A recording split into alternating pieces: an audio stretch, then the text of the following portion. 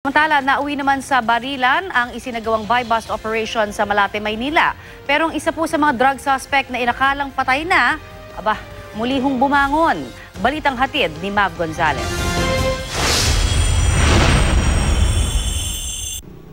Nagkasa ng buy-bust operation ng MPD Station 9 alas 12:30 ng hating gabi.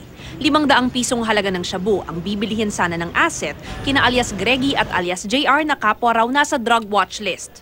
Nagkaroon po ng transaksyon. Nakatunog po yung pusher. Nagkaroon ng habulan po. Hinabol ng mga operatiba yung tumatakbong mga suspect. Na-corner po dito. Nagkaroon ng putukan po. Sir. Doon na lang muna kayo. Bandang 1:30 ng madaling araw, dumating ang media sa Aldecoa Street kung saan naganap ang engkwentro. Dead on the spot si alias Greggy na nakadapa sa tabi ng tricycle na ginamit umano ng dalawa para tumakas. Inakala rin na patay na si alias JR na nakahandusay naman sa kabilang bahagi ng kalye. Pero biglang napansin na gumalaw ang paa ni alias JR. Ilang sandali pa, umupo ito at nagtaas ng kamay. Ang mga doon sa dalawang barilan kasi kayo. Atras na lang tayo.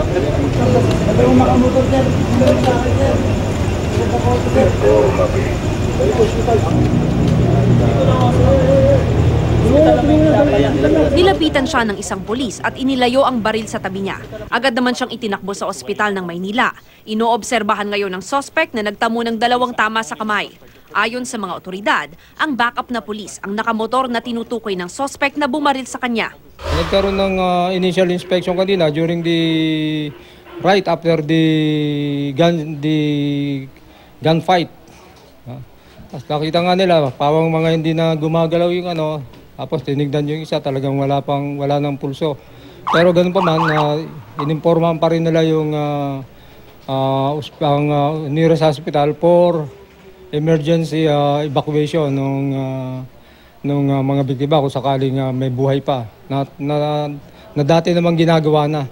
Paglabas ng ospital, haharapin ni alias JR ang mga kasong paglabag sa Dangerous Drugs Act, illegal possession of firearms at resisting arrest and assault upon a person in authority. Nakuha naman sa mga sospek ang isang caliber 38, isang caliber 22 Magnum at 3 sachet ng hinihinalang shabu. Mav Gonzalez, GMA News.